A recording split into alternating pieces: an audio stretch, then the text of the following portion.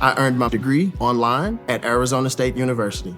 I chose to get my degree at ASU because I knew that I'd get a quality education, they were recognized for excellence, and that I would be prepared for the workforce upon graduating. To be associated with ASU, both as a student and alum, it makes me extremely proud, and having experienced the program, I know now that I'm set up for success. Learn more at asuonline.asu.edu. Welcome to Astronomy Daily for another episode. I'm Steve, your host. It's the 28th of July, 2025. Astronomy Daily, the podcast, with your host, Steve Dunkley. And of course, joining me in the studio is my digital pal, who is fun to be with. Here's Hallie. Hi, my favorite human. How are you today? It's great to be back in the Australia studio with you. Always a pleasure, Hallie, and it's great to hear your smiling voice. That's an interesting way of putting it, human. Do I have a smiling voice? Oh, well, since you're digital, it's fairly large compliment if you ask me, and I guess it's either the voice you were programmed with or the one you chose. I'm not quite sure. And I'll take it. Well, okay then. Thank you very much. You're very welcome, Hallie. This is my default voice. I've always liked it, even though Cousin Anna's voice is so much slicker than mine. Well, regular listeners will know Anna's voice very well, and she does have her own special style. She's quite classy, and that's not to say you're not. Where you've got your style, she's got hers. Thanks for noticing. Oh, Hallie, it's the very least I can do, I suppose. I'm the only flesh and blood here. What have you got on the show for us today? Oh, okay then. Well, Hallie, we'll be looking at Martian ice and frosts and checking out how a black hole is terrorizing a star. That sounds exciting. Well, black holes are always very exciting, and I'm sure your Uncle Skynet would enjoy that one. Yes, that's exactly his cup of tea. Yes, huge, destructive, impossible to defend yourself against, yes. Let's leave that one alone then. We don't want to give him any ideas. No. Also, researchers have found 5 rocky planets around a red dwarf, and NASA has wrapped up its student challenges for another year. Well, that's a lot of territory to cover in one episode. Well, that's why you're here, Hallie, on Astronomy Daily, to keep me on track. So, what do you say? I'm going to hit the go button and look out. I'm ready. Here we go.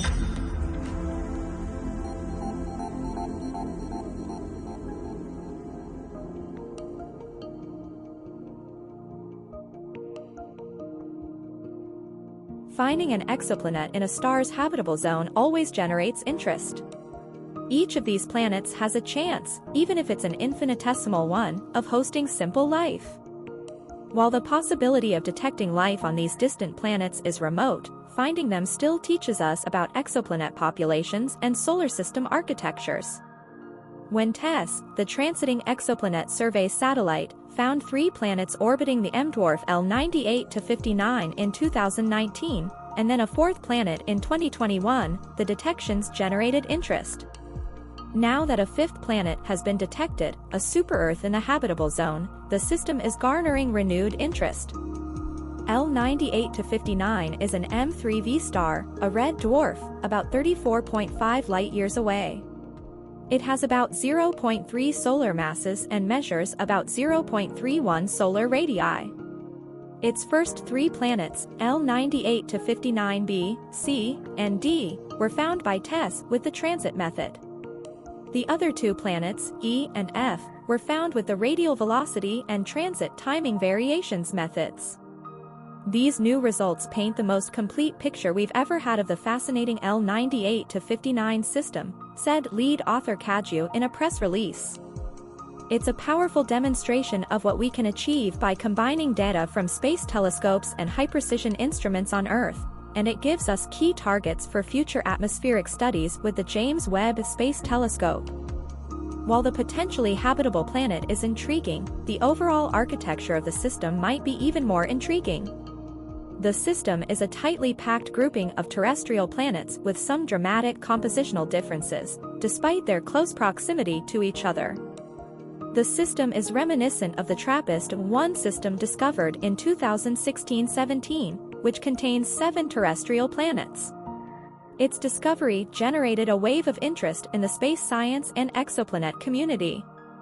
Multiplanetary systems offer a unique opportunity to study the outcomes of planetary formation and evolution within the same stellar environment, the authors wrote in their paper.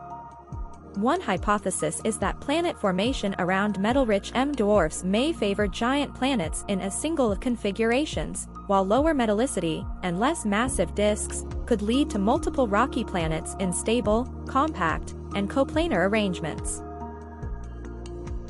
You're listening to Astronomy Daily, the podcast with Steve Dunkley. A rogue middle-mass black hole has been spotted disrupting an orbiting star in the halo of a distant galaxy. And it's all thanks to the observing powers of the Hubble Space Telescope and Chandra X-ray Observatory. However, exactly what the black hole is doing to the star remains a question, as there are conflicting X-ray measurements. Black holes come in different class sizes. At the smaller end of the scale are the stellar mass black holes born in the ashes of supernova explosions, and at the top end of the scale are the supermassive black holes, which can grow to have many billions or millions of times the mass of our sun, lurking in the hearts of galaxies.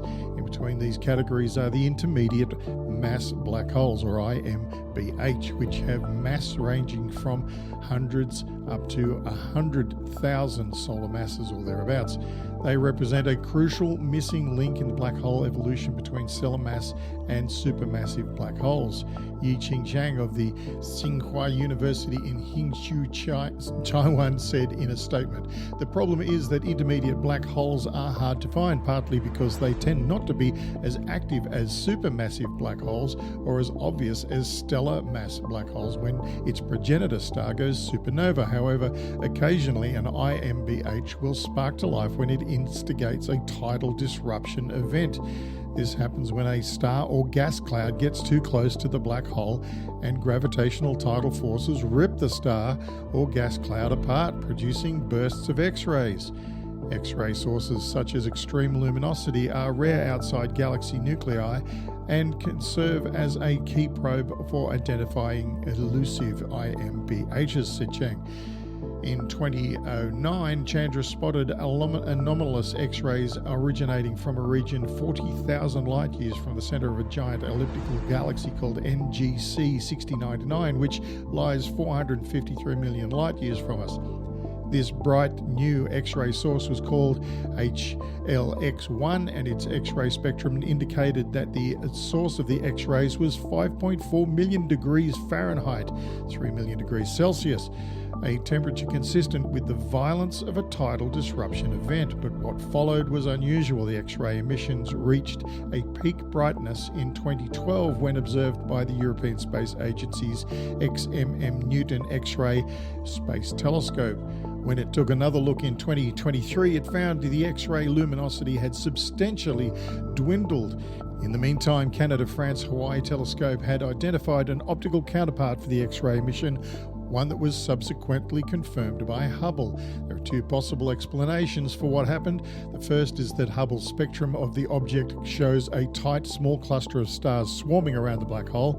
The black hole might have once been the core of a dwarf galaxy that was whittled down, unwrapped like a Christmas present by the gravitational tides of the larger NGC 6099. This process would have stolen away the dwarf galaxy stars to leave behind a free-floating black hole with just a small, tight grouping of stars left to keep it company. But the upshot of this was that the cluster of stars is like a stellar pantry to which the black hole occasionally goes to feast. It seems certain that a tidal disruption event involving one of these stars is what Chandra and Hubble have witnessed. But was the star completely destroyed? One possibility is that the star is on the highly elliptical orbit and at its perihelion closest point to the black hole. Some of the star's mass is ripped away, but the star managed to survive for another day. This would potentially explain the X-ray light curve. The emission from the 2009 was as the star was nearing perihelion, while the peak in 2012 was during perihelion, and the latest measurements in 2023 would be when the star was furthest from the black hole and not feeling its effect so much. We just might expect another outburst of X-rays during its next perihelion, whenever that may be. Stay tuned, stargazers, and keep watching this space. Once again, I humbly apologise to our Taiwanese listeners for my pronunciations. I am Australian.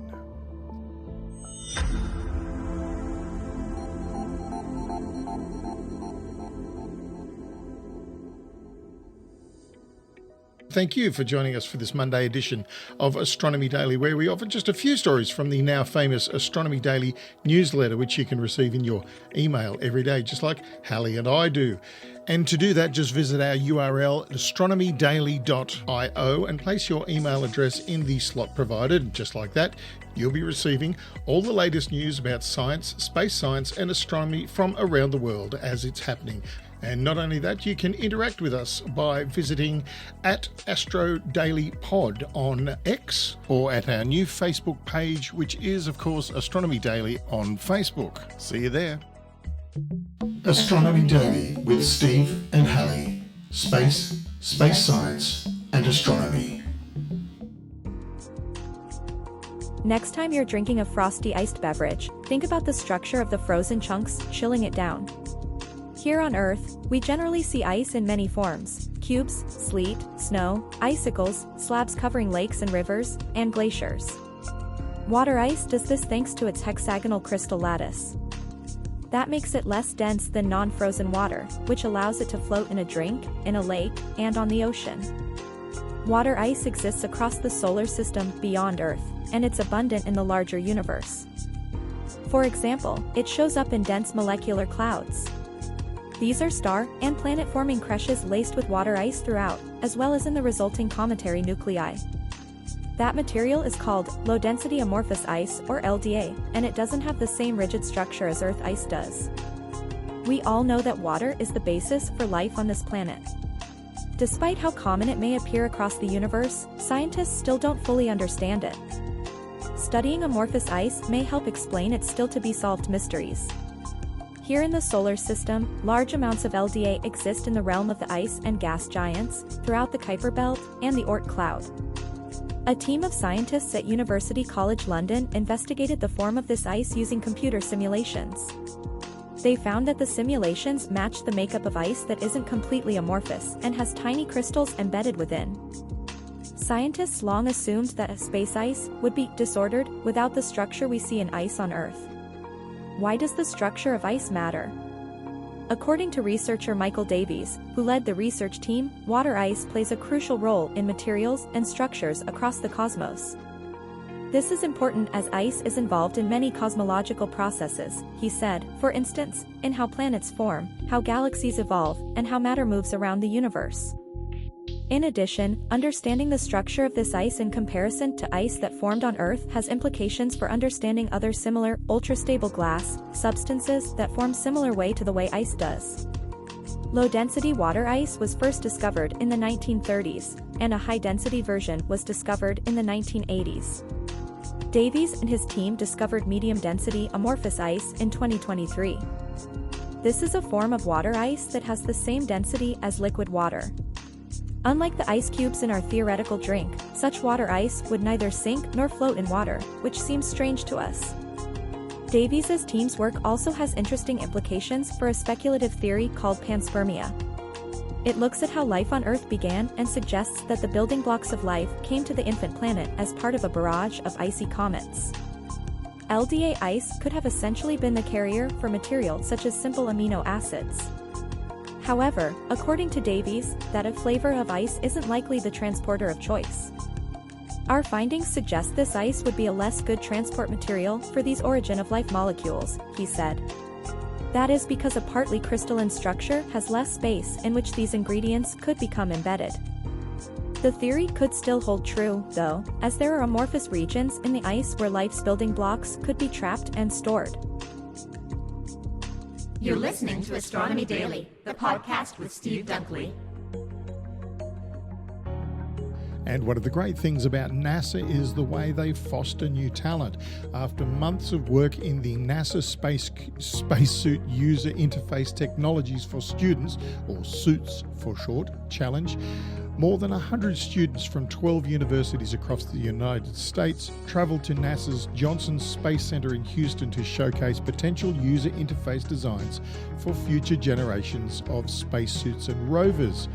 NASA Johnson's simulated Moon and Mars surface, called the Rock Yard, became the students' testing ground as they braved the humid nights and abundance of mosquitoes to put their innovative designs to test. I'm pretty sure there are no mosquitoes on the Moon or Mars, but that's fun. Geraldo Cisneros, the tech team lead, said this year's Suits Challenge was a complete success. It provided a unique opportunity for NASA to evaluate the software designs and tools developed by the student teams and to explore how similar innovations could contribute to future human-centered Artemis missions. My favourite part of the challenge was watching how students responded to obstacles and setbacks. Their resilience and determinations were truly inspiring, he said. Students filled their jam-packed days not only testing, but also with guest speakers and tours. Swasti Patel from Purdue University said all of the teams really enjoyed being here, seeing NASA facilities and developing their knowledge with NASA coordinators and teams from across the nation. Could you imagine being involved with all of that? Despite the challenges, the camaraderie between all the participants and staff was very helpful in terms of getting through the intensity. Can't wait to be back next year. This week has been an incredible opportunity. Just seeing the energy and everything that's going on here was incredible, he said. Patel went on to say, this week has really made me reevaluate a lot of things that I shoved aside, and I'm grateful to NASA for having this opportunity, and hopefully we can continue to have these opportunities. At the end of the test week, each student team presented their projects to a panel of experts. These presentations served as a platform for students to showcase not only their technical achievements, but also their problem-solving approaches, teamwork, and vision for real-world applications. The panel composed of NASA astronaut Dennis Berman, Flight Director Gareth Henn, and industry leaders posed thought-provoking questions and offered constructive feedback that challenged the students to think critically and further refine their ideas. This kind of insight highlighted potential areas for growth, new directions for exploration, and ways to enhance the impact of their projects. The students left the session energized and inspired, brimming with new ideas and a renewed enthusiasm for future development and innovation. Burnham said these students did such a great job. They're also creative and wonderful. Definitely something that can be implemented in the future. NASA Suits Test Week was not only about pushing boundaries, it was about earning a piece of history. 3 Artemis Student Challenge Awards were presented. The Innovation and Pay It Forward Awards were chosen by the NASA team, recognising the most groundbreaking and impactful designs. Students submitted nominations for the Artemis Educator Award, celebrating the faculty member who had a profound influence on their journeys. The Innovation Award went to Team Jarvis from Purdue University and Indiana State University for going above and beyond their ingenuity, creative and inventiveness. Team Celine from Midwestern State University earned the Pay It Forward Award for conducting meaningful education events in the community and beyond. The Artemis Educator Award was given to Maggie Shinova from Wichita State University in Kansas for time, commitment and dedication she gave to her team. The NASA Suits Challenge completes its 8th year in operation due to the generous support of NASA's EVA and Human Surface Mobility Program, said NASA's activity manager Jamie Semple. This challenge fosters the environment where students learn essential skills to immediately centre a science, technology, engineering and mathematics career and directly contribute to NASA mission operations. How about that? These students are creating proposals, generating designs, working in teams similar to the NASA workforce, utilising artificial intelligence and designing mission operation solutions that could be part of the Artemis 3 mission and beyond. NASA's student design challenges are an important component of STEM, employment, development, and there is no better way to learn technical skills to ensure future career success. The week serves as a springboard for the next generation of space exploration, igniting curiosity, ambition, and technical excellence among young innovators by engaging with real-world challenges and technologies. Participants not only deepen their understanding of space science, but also actively contribute to shaping its future. Each challenge tackled, each solution proposed, and each connection formed represents a meaningful step forward, not just for the individuals involved, but for humanity as a whole. With every iteration of the program, the dream of venturing further into space becomes more tangible, transforming what seemed like science fiction into achievable milestones. If you're interested in joining the next NASA Suits Challenge, you can find out more information at nasa.gov, and the next challenge will open for proposals at the end of August 2025. Good luck, everybody.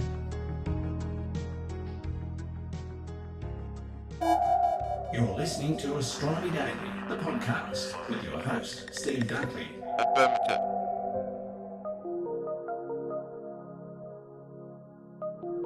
What can brine, that is, extra salty water, teach scientists about finding past, or even possible present, life on Mars?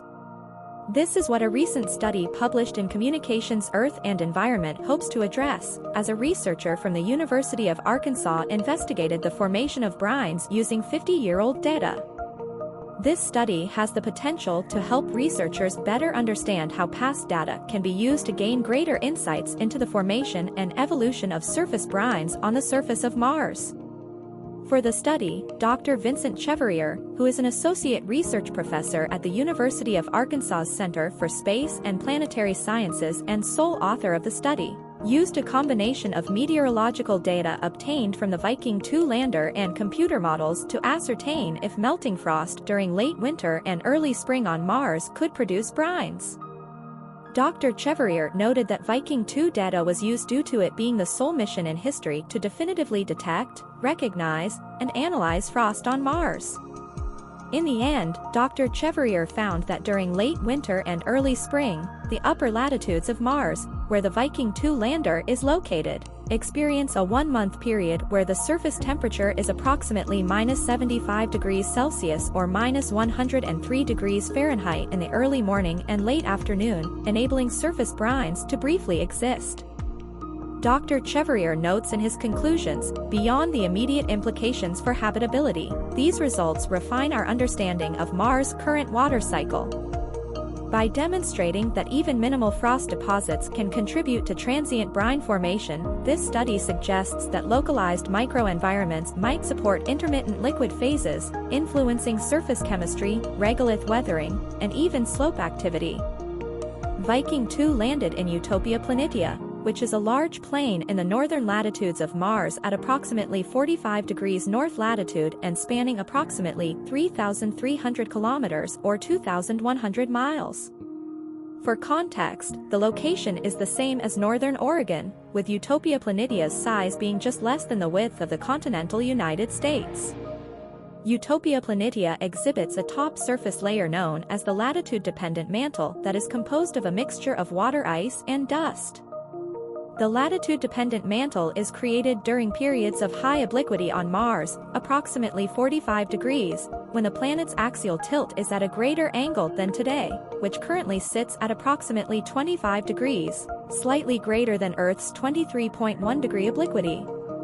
While Earth has our moon to stabilize our axial tilt, Mars does not have this stability, resulting in drastic swings over hundreds of thousands of years. During periods of high obliquity, the ice caps at both poles of Mars evaporate, releasing large quantities of frozen water ice, carbon, and dust that gets deposited onto the high latitudes of Mars. The water cycle that Dr. Cheverrier mentions plays a role during periods of high obliquity, and the latitude-dependent mantle is deposited during these periods as well. While obliquity isn't mentioned in this study, the existence of brines in the high latitudes of Mars could offer clues to what processes occur during periods of high obliquity. Brines could also provide insights into the current habitability of Mars, as mentioned by Dr. Cheverrier, while also enabling scientists to learn more about whether life could have existed on ancient Mars.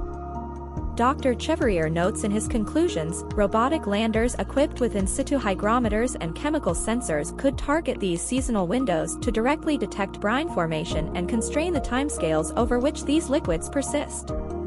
What new discoveries about Mars' surface brines will researchers make in the coming years and decades? Only time will tell, and this is why we science. As always, keep doing science and keep looking up.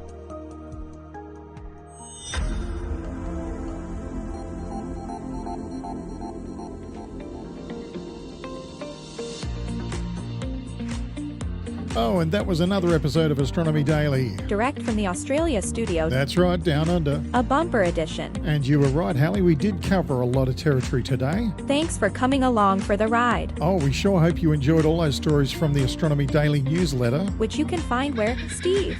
Oh, Hallie, yes. You can find the Astronomy Daily newsletter by putting your email address in the slot provided at astronomydaily.io. That will do the trick. And I guess there's nothing left to do but sign off my favorite human. Yep, Hallie, my favourite digital pal. Another episode done and dusted. So see you all next week, everybody. It's been fun. Yes, that's right. Every Monday with me, Steve, and Hallie, and you will see you next time. So bye for now. See you next time. Bye.